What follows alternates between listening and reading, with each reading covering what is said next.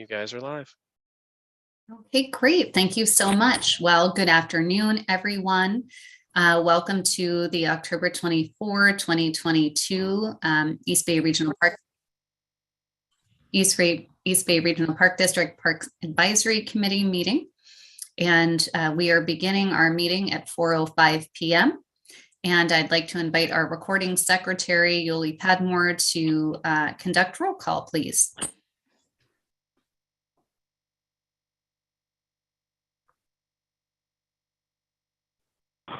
So Yoli, I'm so sorry. I think you're muted. Thank you. Rookie move. Okay. So we have Marie Arce. Here. Andrew Carey. Here. James Chang. Here. Susie Claxton. Here. Sharon Corkin. Present. Linda Deschambeau. Here. Irene Dieter. Here. Luana Espana. Present. Michelle Lacey.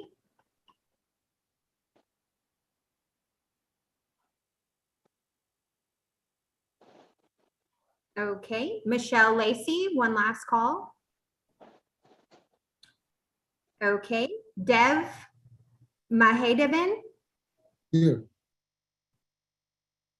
Rochelle Nason. Here. Chair Carlin Obringer. I am here as well. Thank you. Thank you. Rick Rickard. Here. Alyssa Robinson. Here. Olivia San Wong. Here. Bob Simmons. Here. Igor Skerdoff. Here. Neil Titsui.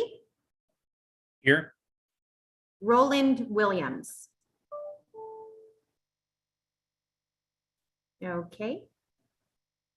And I think that brings to close our roll call, Chair Obringer. Okay, great. Thank you very much. Okay, so the next item of business that we have tonight is going to be our approval of the minutes from September 19th. And so we'll need, so first of all, I'm going to see if there are any requested changes to the minutes from September 19th. Okay, I don't see anybody's hand up. Oh, sorry, I do. Okay, This go ahead, is Irene. Sorry. There's one correction under Roddy Ranch on page 2. Under the first section, discussion.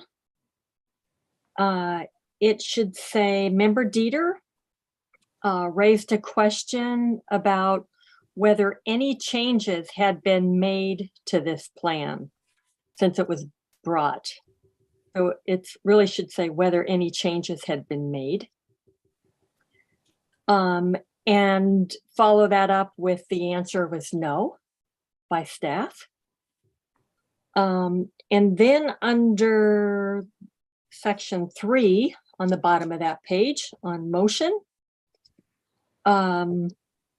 what is missing is that Dieter made a friendly amendment to the motion to include that staff that the board should consider wider trails where feasible, and that motion failed. And also it says the motion passed, but it doesn't have the vote count, because I think, you know, half a dozen people, 8 people had left by then. So staff will have to look to see what the actual vote was. So other than that, those are my 3 edits. Thank you, Irene. Was that all one item? I'm trying to pull this up. Yes, under Roddy Ranch. Okay, could we Section just... I and section 3 I's. Okay, so since we need to go back and count the vote and so forth, might I suggest that we hold that, that particular, like pull that out of the minutes for now and approve that at our next meeting so that staff has time to go back and correct that and find the appropriate vote count. That's what I would just like to suggest for the sake of time. Thank you for bringing those to our attention, those corrections to our attention. Is there anyone else who has any questions, corrections, revisions to the minutes of September 19? Okay, I don't see any other hands. So I'm going to ask for a motion to approve the minutes minus the section that Irene brought to our attention for further revision. Chair Oberger, may I ask that maybe just the minutes themselves be kicked back to the next meeting? It just seems awkward to me to approve part, but not all. Okay, does anybody else mind that? I don't mind. That's okay. That's fine. I'm good with I it. would, Okay. I personally Okay. prefer to kick the minutes back as Andy. Okay, all right. Okay, so it sounds like we will hopefully have approved minutes, or excuse me, revised minutes by the November meeting, and then we can approve them all at once. Great suggestion. Thank you. Okay, all right. So we will not be doing meeting minutes at this time. Okay, so thank you. So the next item on our agenda is going to be, we have switched the agenda around slightly just because we have, or actually, no, excuse me, this is board member comments, not board committee comments. So this evening we have board member Rosario, who is here with us tonight. Welcome, Director Rosario, and we would welcome the comments that you would like to share with the PAC. Great, thank you so much, and happy to be here. Last minute substitution for Director Lane, who couldn't make it today, but I'm just gonna I want to give an acknowledgement to our newest board member, Olivia San Juan. Welcome. We'll officially have you in January, and also I just want to bring you an update of what's happening in Ward 2, which is West and North Oakland, Piedmont, Lafayette, Moraga, Rinda, and a little bit of Walnut Creek. So the McCosker Ranch, as you know, was supposed to be opening this fall, but it looks like there's one little hiccup. There's two. All the construction is almost done. The only thing that's holding us up for the McCosker part is PG&E. They were supposed to underground and all the utilities, and they are hedging and hawing there. So we're hoping for next summer. And then also on the Wilder part, the northern part of that section that's going to be together is there's the contractor there is threatening default, and we're hoping we can still get our projected staging area out of there. And then happy to announce that Roberts Pool construction at Roberts Regional Recreation Area is still on schedule and to be opened in time for the swim season next year. And then going down to the Bay Trail, and Sean, please correct me if I get any of this wrong, is we should be getting concept plans for the Crockett parcel by the end of this year. And then the City of Oakland, Alameda County, and the U.S. Coast Guard are working on a design for a catwalk that goes underneath the Park Street Bridge. We can't do the same for High Street Bridge because there's some heavy utility lines underneath. So we're going to be looking at a possible at-grade street crossing there. Not ideal, but that's all we've got left. And then with the sand operation, I can't remember the name of the company, but Sean tells me that negotiations there for a trail through that section is going well. So that's it for Ward 2, and then some things of note that just throughout the Park District in Pleasanton Ridge, we just opened up 2,500 acres of the Robertson property. We took that out of land bank status. And that connects Pleasanton Ridge with the town of Sunol. And 2,500 acres, and the views from the top, the summit there is just spectacular. I recommend that maybe you could do a field trip up there. And then another thing of note is I just learned that it looks like Contra Loma swim facility will not be open in time for swim season next year. But we're getting a new contractor to do the work there. So, and also I just wanted to, the Park District is really engaged in a campaign to see that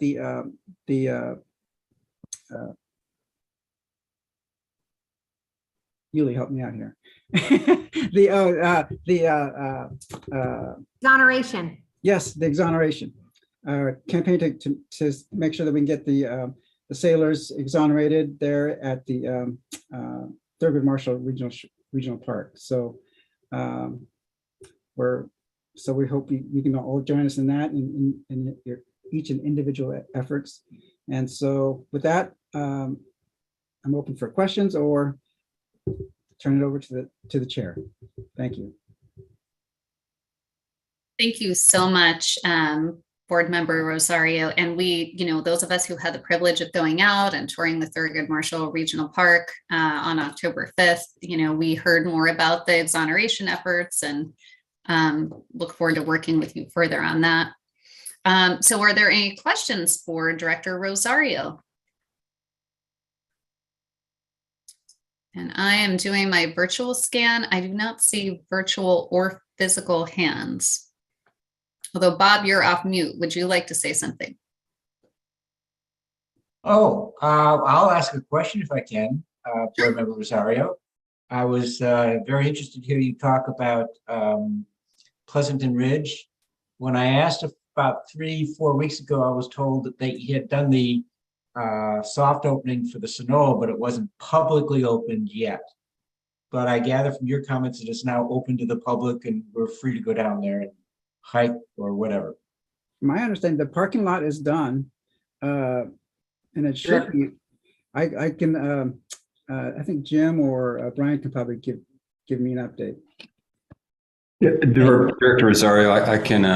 Yeah, we have not opened the gates yet, but what's going to happen is by the end of this month, by November 1st, which is a week away, we should have the gates open to the public. Close enough. Close enough. Thank you. Okay.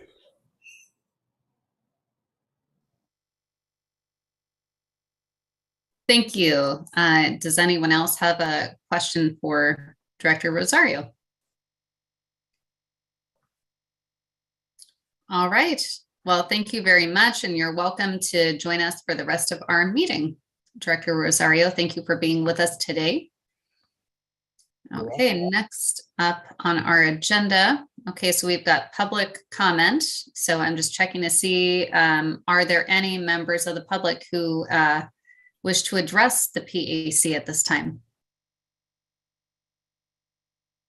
And I don't know if there are members of the public on here. I'm just looking through. Everybody looks like a PAC member. Yeah, I believe we do have a member of the public here, but I don't believe they have any comments on this item. If they do, please feel free to write to me in the chat and we can address it in the rest of the public comments later. Okay, perfect. Thank you very much. All right, moving on with the agenda. Okay, so now we're on to our presentations, and we have 2 presentations tonight. So the first, we're going to be hearing from Eric Fuller, our Chief of Government and Legislative Affairs of the Park District, and his topic is going to be PAC stakeholder collaboration. So Eric, I'm going to turn it over to you. Great, thank you, Chair. And I will be brief because I know we have a rather robust conversation about trails tonight, but I did want to put a placeholder on this agenda to discuss stakeholder collaboration and community engagement. In a number of our discussions about reimagining the PAC, it's been clear that the community feedback loop that this body offers the Park District is something that is tremendous and should be embraced. And we would like to do so moving forward, probably at the beginning of next year. We recognize you all have networks and are leaders in our community. And these PAC meetings provide a forum for that exchange of ideas. And we have a number of external partnerships, and we'll get into some of that here in a minute, that we work with on a daily basis.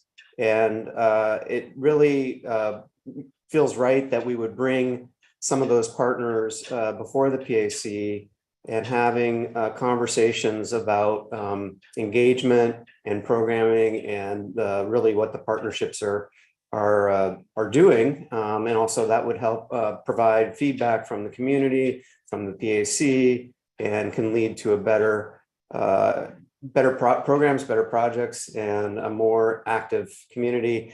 And as we are moving forward, especially next year with the Access for All piece of 30 by 30 emerging, we will need to be using more community support for grant applications, potentially for planning of projects. So there will be a need for some of these conversations to be held. And so the PAC is a natural forum to have some of those conversations, not all of them, but some of them.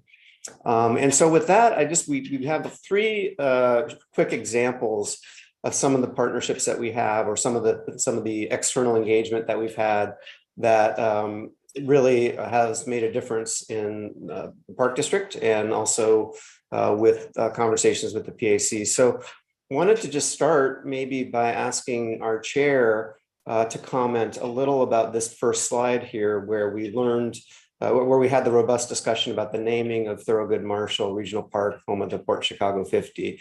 So with that, could I hand it back to you, Chair? Sure, of course. And seeing this photo, it brings back some positive memories. You know, that was a very powerful meeting, I think, because we heard from a number of different voices that really, I think, helped to, they advocated strongly. And I think that for me, this was a real turning point. I knew after hearing from all of these folks that had taken the time, young people, people of color, people from all across the East Bay, calling in to talk to us about the need to name what was being known at the time as the Concord Regional Park for Thurgood Marshall and for the Port Chicago 50, and hearing about all the research that they had done and their rationale, I think was very powerful for me. And I remember that this group, we were very enthusiastic about that name after hearing all this public comment. And I will share with you anecdotally. So, I serve on the Concord City Council, and there had been some interest among my colleagues in just keeping the name, making sure that Concord was still in the name. And after I was able to share with them the testimony that I had heard at this meeting and the rationale, it was everyone was excited and embraced the idea of naming this park Thurgood Marshall Regional Park, home of the Port Chicago 50. So I think that this was a really excellent example of how community engagement at the PAC can have a real impact, a transformative impact, because before I heard this public testimony, I wasn't really sure what the naming was going to be, as I had known for years that there was interest, obviously, in Los Medanos. There was interest naming after Native peoples, and the history and how Thurgood Marshall had even been involved with Native peoples. It was really a perfect solution that bubbled up from community engagement. So I just wanted to share that additional information about how this presentation by the public to this PAC, I feel, ultimately influenced my Concord City colleagues, City Council colleagues as well, to be in full support of this park name. Thank you for that. Sure. And I think it is a very good concrete example, and also a concrete example of the networks that members of the PAC have, and how their impact can go beyond what we hear in these meetings. So really appreciate that. Yuli, next slide, please. So this is an interesting collaboration with East Oakland Collective, and I will say little about it because I want to hand it over to Yuli to say more about it. But the one thing that I will say is that we asked this group for some support on a particular project, and they responded with saying, well, we really want to get to know the Park District better and understand some of the work that you do. So that led to some engagement from our community relations manager, and also I believe from Yuli. And so with that, maybe Yuli, you want to talk a little bit about some of the activation work that that we've done at one of our parks with these folks. Yes, thank you, Eric. So East Oakland Collective, I listed their Instagram below here, so folks can go check them out. Of course, we support their work, and also Kita, who is calls herself the Hood Planner, has been such a key collaborator, but helping us activate the Martin Luther King Junior Shoreline was just a huge collaboration for the East Bay Regional Park District. And I think another great example of ways that we can activate different spaces and collaboration with the Park Advisory Committee. So, and I just want to say for time here, we are at 4:26, and I know we do have a robust schedule today. So thank you, Eric. Great. Next slide, and I will keep it quick, knowing that time schedule. But the next slide is another program that we have with Urban Tilth. They're a nonprofit in Richmond, focused primarily on connecting the community with food and where food comes from, and returning to nature and outdoor exposure to outdoor activity. But what's unique is they have a watershed program. Well, actually, it's all unique, but a unique part of what they do is they work on the Wildcat Creek watershed. And so our stewardship folks have embarked on a number of projects to help restore the riparian area around the creek and doing plantings. And they've actually have a person on the Urban Tilth staff that considers themselves a watershed champion. And it's just really nice. And these are primarily younger people. And it's just really nice to see that, that energy in action. And so we anticipate at some point having some representatives from Urban Tilth visit with the PAC and have a presentation or discussion about some of the cool work they're doing out there. So with that, I think we can move on, but if there are any questions, happy to take them now. We'll have a little bit more on this topic as we get closer to next year, and have a more formal proposal to share with the group, but just wanted to introduce the topic tonight. Thank you very much. Are there any questions from the PAC about this topic? Okay, and I do see, Olivia, were you raising your hand? No? Okay. And so I do see Kelly Abreu. So Kelly, are you making public comment on this topic, or were you trying to make public comment before and we missed you? Yeah, I'm making public comment on the Thurgood Marshall naming. Okay. It is often said that history is written by the winners. And here, this is a perfect example. The revisionism that I just heard, I've been to a lot of meetings of this park district, and I don't have amnesia. I don't forget a lot of what I hear and a lot of what I've seen. I remember a wave of Native Americans coming and demanding Native American issues be addressed in the naming of this park. And of course, I'm a big supporter of the Thurgood Marshall.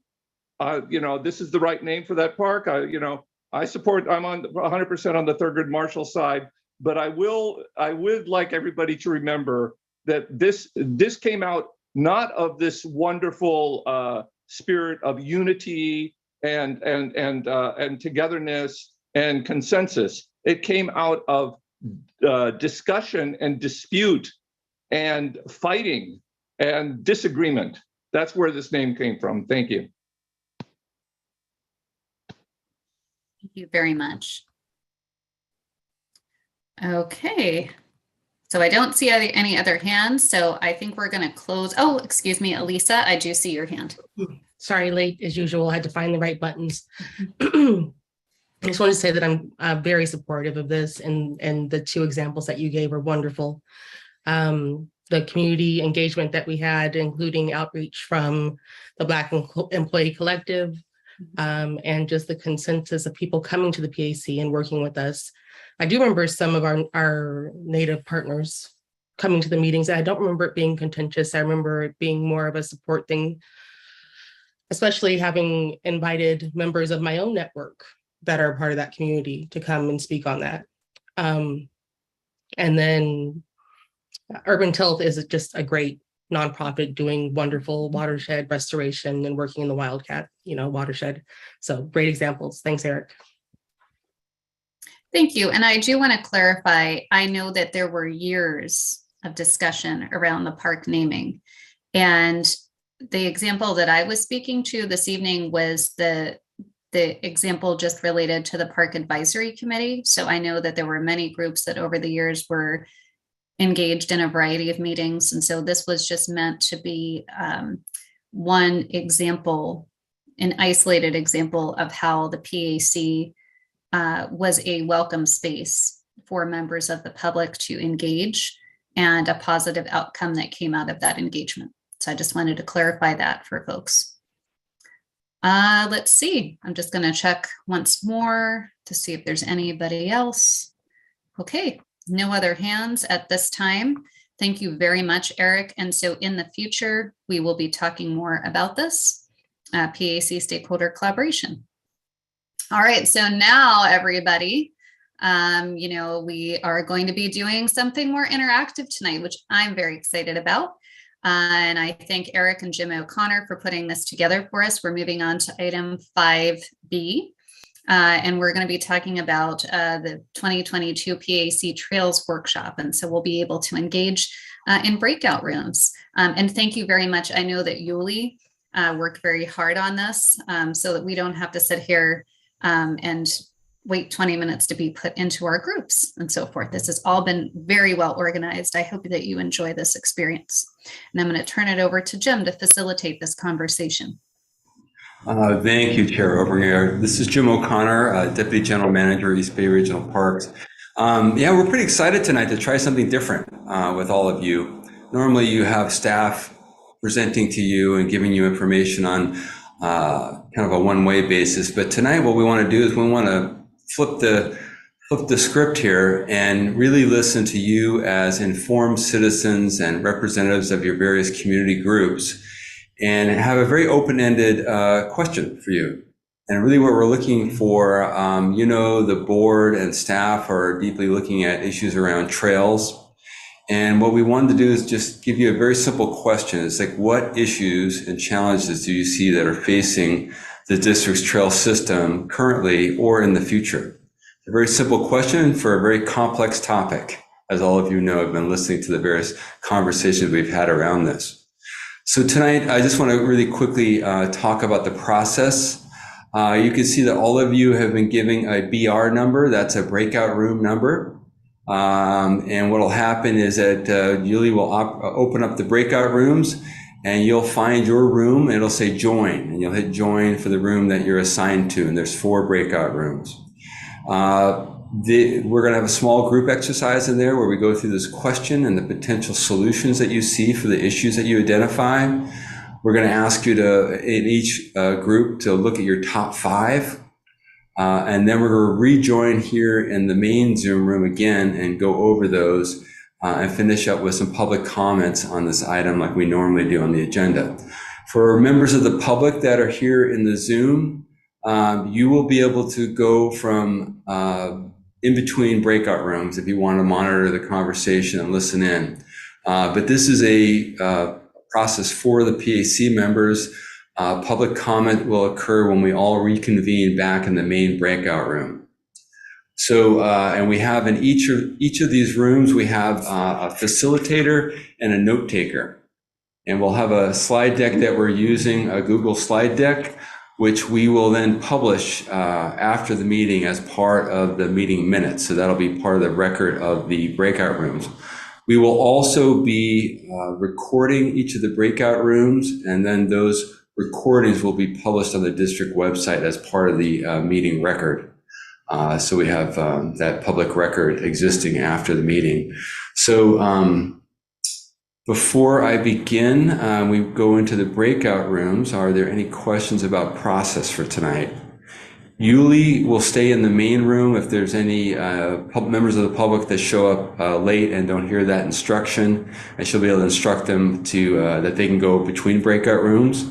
If you've never done breakout rooms, you'll see you can hit the breakout rooms at the bottom. You get the choice to join. When you're in a breakout room, if you want to leave, in the lower right is a blue button that says leave breakout room, and that'll return you to the main Zoom room, and you can pick another breakout room if you want to go monitor that conversation. So I think it's exciting. I think it's we're here to listen to you. What we're planning to do with the feedback that you give us is the board is going to have a trail study session, hopefully here in November. And at that study session, Sean will do his normal reporting out on trail projects that are underway in the Park District in terms of capital projects. And then I will do a presentation on your feedback from this exercise tonight. And what we're hoping to do with that information, we also sent you the link to the Trail User Working Group's summary report, which is the final report of that group's efforts. And we're going to combine that information and give some recommendations to the board going forward in terms of general ideas, general guidelines for the staff in terms of what are the primary issues that we need to address in the next year or so. So that'll occur, that conversation with the board will occur at the board study session in November.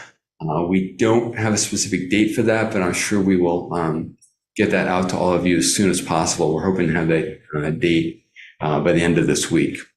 So with that, any questions on process before we go to the breakout rooms? And you have not been assigned a breakout room. If you're a PAC member, have not been assigned a breakout room, put your hand up. I think we've got everybody so far from what I can tell.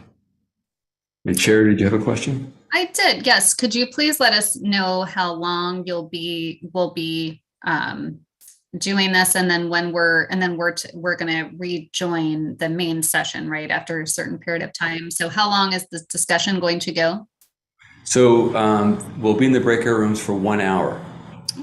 Okay. We'll have 30 minutes we're going to do a round robin exercise with all of you in the small rooms. We're going to go, we'll say, Carlin, what's your first issue you want to address? And then we'll keep going around to everybody for 30 minutes.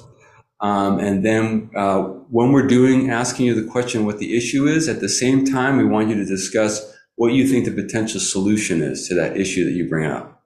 And so we'll continue around, and then we're going to enter the top 5, and everybody will get a chance to vote on all of the issues that are listed in the slides, and you'll be able to see those.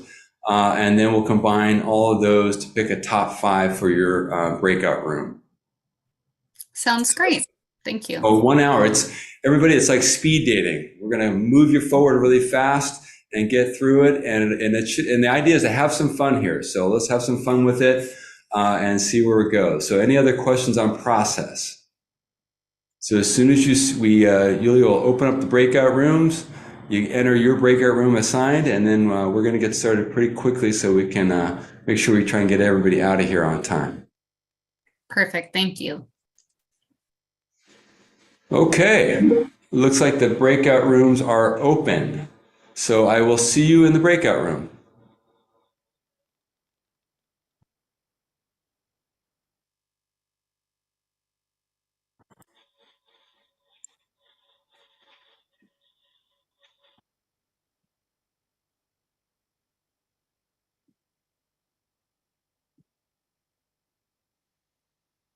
Looking at e-bikes on trails, dogs in sensitive areas, separating out those groups or partitioning those groups.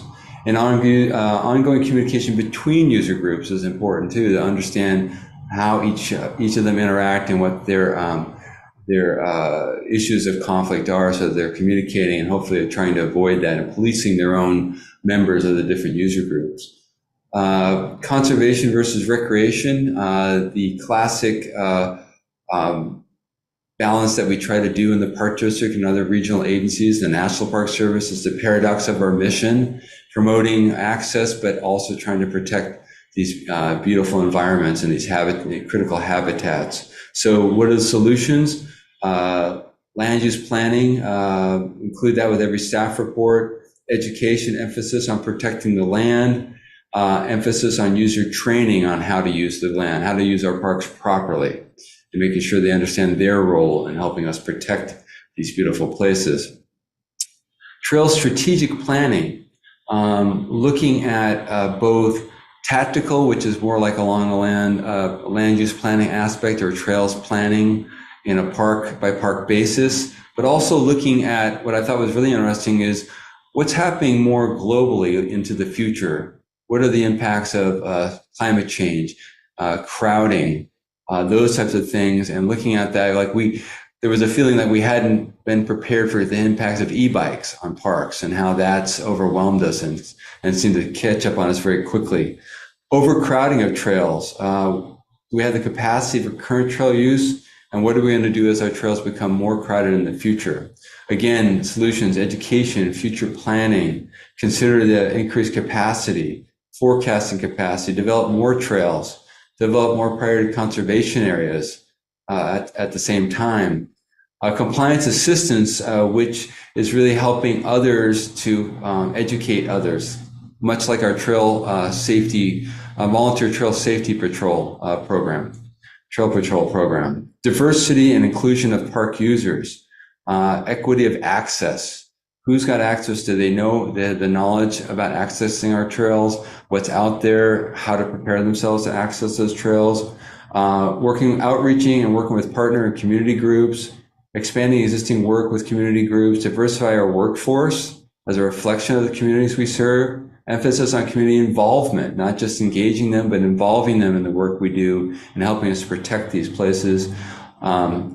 Weigh decisions based on user perspectives, consider nature above all else. And also there was a comment about lost important voices, and a reference back to our engagement over Thurgood Marshall Park and the Native American community. So that, did I get all those? Let's see, 3, 4, 5, I got them. Okay, I'm gonna move on to group 2. Lisa, did you want to go through your list? Sure. I will go through it and then, but rely also on Amanda to help, if that's okay, in the group. So yeah, our group, I think the top 5 that came out were just really this recognition that there is this large number of users that have very diverse needs. And so I think some of the items that you've already talked about, Jim, just again, education, outreach, and really working with the different advocacy groups to work within their groups, and so that I think the example, and I'm not sure, Rick, if I'm going to get this right, but it sounds like in the past we've worked with the different dog walking groups to help educate and do outreach with other dog walkers while they're out in the parks. So kind of leverage some existing relationships and different groups that sort of can talk to each other. The second item that rose to the top was off-road bicycle use, and the need for new trails and the ability to use the current trails. So some of the solutions that were suggested were to develop some new trails that are only for mountain bikes,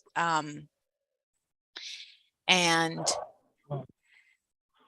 also some of the use was also about some of the solutions were alternating, looking at the use and the days, potentially sharing days or not sharing days. I think I'm going to highlight those. Well, and then I think Susie had mentioned that when there was at the Trail User Working Group and PAC committee, there was a presentation that highlighted one of the high schools that was using using the trails at Tilden, and so trying to again work with these different groups on some solutions. All right, I gotta speed it up. So trails, they take up space, they cause erosion. So trying to really, that was another issue, trying to really balance those as we're looking at building new trails or trail maintenance, and really prioritize, right? So really look at what the existing, all parks are different, right? So one solution is not going to fit all. Bootleg trails were another issue, and then I'm just going to skip to the last issue, which was just the impacts to habitat. Okay.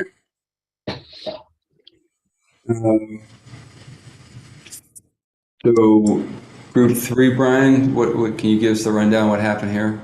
Yeah, we had a lot of discussion about user conflict. I think people dialed in on user conflict as being the issue, and not just not just user conflict, but also concerns about speed and other things. And the solutions that were identified there, I would say it was sort of split, right? Some folks said no new trails, just utilize existing fire roads. Others emphasized, multi-use should only be allowed on 8-foot wide trails, but there was some discussion and support for, perhaps single-use trails or dual-use trails, trails that are more purpose-built to address others' needs, and then folks landed on just sort of a general lack of trail etiquette and education. Some folks talked about, new people who perhaps come to UC Berkeley who don't necessarily get educated about the parks or the trails or how to use them, and then just all the other uses that challenges that we see that could be potentially solved around more trail etiquette, more education, and then of course also enforcement was brought up. There was concern about legitimizing or legalizing illegal trails and what sort of precedent that might set. And then just so those were the big themes there. As you see, the rest were sort of tied. It was a good conversation, but really user conflict was the gist of it. Okay, and Sean, you want to run through group 4? Yeah, sure. I'll go real quick.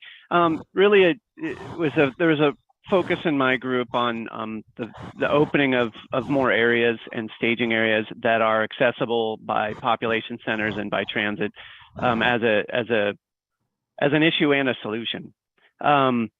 Building consensus on key issues between the stakeholders. Really, there just needs to be how do we move forward with understanding of each side, but move forward. Geographically approaching planning for parks different, like not one size doesn't fit all. That maybe a park in East County would have different uses than one in the urban area, et cetera, and kind of using and working with the local jurisdictions and other planning commissions and things from cities to try to get more feedback on what the community really wants in that area, rather than doing a district-wide approach. And then using technology as a way to gather feedback, to gather user information and to plan better parks, but also improve the user experience. But a major one is that in our solutions with mountain bikes, we need to address e-bikes and traditional bikes, and a lot of support for a second pilot project similar to what's happening at what will happen at Briones in Alameda County as well. Okay, and then it looks like you have address e-bikes and traditional bikes. I didn't hear the question, but yeah, that was at this, like, address them both. Okay. Basically address e-bikes in this. Yeah. Okay. Does that make sense? Yep. Okay, Madam Chair, I'll pass it back to you. And I'll stop screen sharing. Great. Thank you so very much. So I want to be respectful of time. I want to thank everybody for participating in this engaging conversation. And I would welcome, not at this moment, but if you want to provide some feedback on this experience, that would be helpful. And I think just one question that I do have for Jim and also for Eric, we had these robust conversations. We've just had this report out to this group. Could you let us know, what the next steps are with this feedback? Sure. So we're going to take the feedback we've gotten tonight and consolidate that in a report out to the board. I'll be presenting that at the board's trail study session in November. So that's going to be a next step for this information. That, along with obviously the information that's already come out of the Trail User Working Group, which this committee had a report out on several months ago. Great, thank you very much. And so you said there's a Trail User Group. Is that a group or a committee of the Park District Board? No, that was a separate group that was initiated, a short-term group, an ad hoc group that was formed after the Sibley Land Use Plan was completed. And so they've completed their work, and that's been shared out with this group, and it was part of the staff report that I sent to as part of this tonight's meeting packet. Got it. Okay. And will our feedback from tonight also just be shared with the board as a point of information? Yes, but we're also looking at doing some recommendations for future priorities around trails. So that's why this was important tonight, because we want to use this to recommend to the board in terms of them giving us direction about priorities around trail use, trail development, et cetera. Got it. Thank you. Okay, I do see William Uruguay has had his hand up for a while, so I wanted to call on him. And I'm just checking, and I see Kelly as well. So I guess we'll do some public comment, and then we'll close out this item. So William. Sure. Thanks for the time.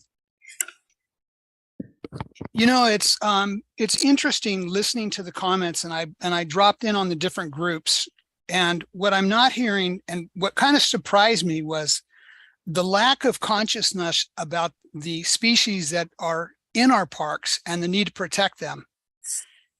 Building additional trails means that you're fracturing habitat, and that's a given. Every time you build a trail, you fracture habitat for the species that live there. So when you talk about taking existing trails and building miles of new trails, that's what you're talking about. You're talking about taking away habitat that animals need to survive. So when our new board member is saying, well, we need to have another pilot project, excuse me, a pilot project is just that. It's an effort to identify what's happening and what's going to take place. Here's the deal. You've got, since 2015, according to Brian Hope, you had 15 miles of new trail developed by the Park District. In Briones, you had 14 miles in 6 years developed by the mountain bikers. In other words, the mountain bikers are building more trails in the Park District. And according to Mr. O'Connor on his last PAC meeting where he did a presentation, he's going to legalize those illegal trails, or a percentage of them. How many of those illegal trails is he going to legalize? We don't know. I don't think the Park District knows. We asked how many bootleg trails are across all the park districts. There is no responsive answer from the Park District. They don't know. That's a problem. If you can't measure, you can't manage. So tonight across the different— Sorry, William, I'm just going to give you a little warning here that your time needs to wrap up pretty soon. Well, how long have I been given? So we have up to 3 minutes. So usually it would just be helpful, and we'll give you your full time, William. Great. So Yuli, if you just want to send me a note in the chat to let me know when we're getting close, that'll be, and I'm trying to time it too. So that way I'll be happy to facilitate. Sounds good. Thank you. Thank you. Please continue, William. I do not remember Jim O'Connor being interrupted during his presentation. I apologize. But there's an issue here of respect, Carolyn. Thank you. The bottom line is, if you can't measure it, then you can't manage it. When you have park trails being built across multiple parks and you don't know how many there are and you don't know where they are, then you can't manage the construction, you can't manage the development. And if you're now legalizing those trails, you're encouraging other builders to go ahead and do it en masse. And that's going to happen at Tyler Ranch, Pleasanton Ridge. It's going to happen across all of the parks. So my issue is really simple. What I don't hear is habitat protection. What I don't hear is species protection. What I do hear is, oh, it's a recreational use. We have to take care of all of the people that have a diverse need for access to the parks. Excuse me, the parks by their very nature exist to provide us with the means of looking at nature without people on them. You want to maximize. William, I'm going to have to say thank you. We did have the 3-minute limit and you've exceeded that, or you've met that. So thank you very much. And we're going to move on to the next public comment. We're going to give Kelly 3 minutes. Please start your public comment, Kelly. Okay, first off, remember Mr. Holt, that didn't get by me. He's saying that the people at UC Berkeley don't get educated. I'm going to take that personally. I didn't get educated. Okay. The toilet paper, and maybe Professor Tetsuya might have. That's your fault, Professor. You didn't educate them. Sometimes, you know, the district has this habit of leaping to conclusions that are usually more in the line of assigning blame instead of coming up with constructive solutions. Like when people take pictures of toilet paper covering some bushes at the entrance to Mission Peak, and obviously there's probably some toilet usage going on in the bushes, and then they'll say, hey, you know, that's we got to educate these people, make them stop using the bushes for their toilets, and of course. It ended up that maybe it was a better solution to put in more restrooms. I think we're making the unfair assumption that there is strategic planning going on when it comes to trails and parks. And the truth is that there is no strategic plan because there's no comprehensive plan. There is no list of projects. So a parking lot, staging area at Mission Peak with that was approved by the board with an EIR, it has disappeared and was replaced by a much smaller project, 4 times smaller, completely different project with no funding. And the $1.5 million of funding that was approved by your board disappeared. So there's like a whole, there's this charade, a fantasy. People are pretending like we have a list of projects and we're following the list. There is no comprehensive list, and old projects magically disappear and new projects appear in their place. With no records, you know, there's like, it's completely a Wild West, completely undocumented kind of substitutions going on.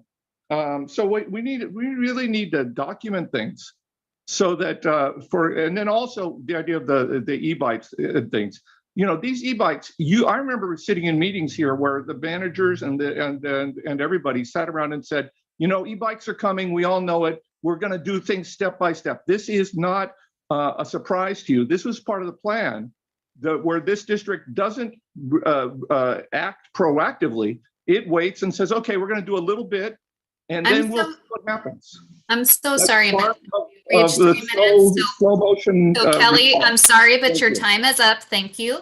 We're going to move on to Scott now. Thank you for the opportunity to comment. I'd like to talk a little bit. Commissioner Dev provided a good comment, I think, that providing trails reduces building illegal trails. And I think that's something to keep in mind, that there's been advocacy for multiple decades and little result in providing more mountain bike access. So I think incorporating in the plans to provide access has been shown in other areas to reduce illegal trail building. The illegal trail building is not having positive effects on habitat. So providing access, I think, is the best way to minimize impact on habitat. Planning at a landscape level, when bicyclists presented their perspective in the trail user working group, we brought this up as one of the suggestions. This is definitely a piece of it. And there need to be areas where there is high emphasis on habitat protection, and then areas that have less sensitive habitat issues are more appropriate areas for more recreational use.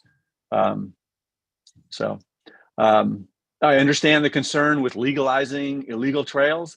In some cases, those may be the better solutions. We would much rather see advocacy being a better route than illegal trail uses. The existing sanctioned trails in there, in the existing system, didn't all begin as sanctioned trails. So other trail users coming before mountain bikers have built illegal trails, and they're now in the system. So I think that's another piece to keep in mind. Looks like my time is about up. I thank you for the opportunity, and talk to you another time. Thank you. Thank you very much. And so I believe that's all the public comment that we have. And so we're going to close the public comment at this time. And I just want to do a time check at 6:08. So with the group's permission, I'm going to go ahead and close this item, but saying thank you again for all of the robust engagement. And please do send us feedback if you enjoyed the interactive nature of this. And again, a special thank you to Jim O'Connor and Eric and Yuli for all the preparation that you did so we could have a very smooth process this evening. It was a team of 10. Thank you, everybody. I appreciate your time. Thank you. All right, so we've done our presentations. So let's try to quickly go through the remainder of the agenda. So staff comments. Do you have any comments, Eric? No, I think we're good for tonight. Thank you. Okay, great. PAC member comments. I see Igor raising a physical hand. Yes, well, thank you. I just wanted to report that, among others, I participated in I guess you'd call it a preview walk of a connection between the Nedgedly staging area and the waterfront park in Martinez. That trail has been promised for a really long time. And looks like it's finally on the way to getting to happen. So it was great to see that was moving along like that. Not flirting too much with the relegation dogfight. Thank you. Next, I saw Andrew. Did you have your hand up? No? Okay, it looked like I missed something. Okay, so I'm just looking to see if anybody else has a hand. It looks like Irene. Yeah, I just would like, if at all possible, that the public comments could also be jotted down so that the board members are able to know what the public said tonight, as well as the PAC members. I would appreciate that. Thanks. Thank you, Irene. I don't see any other hands, except I do see your hand up, Eric. Was there something that you wanted to share that you did not get a chance to? Yeah, I totally forgot, and I apologize. Very quickly, on December 12th, we will have our annual recognition of membership. And the plan as of now is to do it at this same hour, 4 to 6, or maybe a little earlier in terms of the depart time, at the parklet that we have here outside of the office. So a chance for folks to meet each other, but also to have staff come down, at least for the first bit, and say hello. So that's the plan as of now for the holiday season. Thank you. I'm looking forward to connecting everybody in person. Is that the 12th, Eric? Yes, it's December 12th. Yes. Okay, I'm looking through here. Okay, so we're gonna end that section. You already heard me mention just again, thank you for the October 5th field trip to Thurgood Marshall Regional Park. Moving on to board committee reports. I don't know that there were any board committees that met. So I don't have anything to report out to the group at this time. And I'm going to just check with Eric to see, do we have any old business or any new business? No, I think we can put the holiday opportunity under new business, and that'll be good. Okay, great. Well, thank you all very much for your time this evening, and we don't have anything further, so I will wish you a good evening and adjourn tonight's meeting. Thank you very much.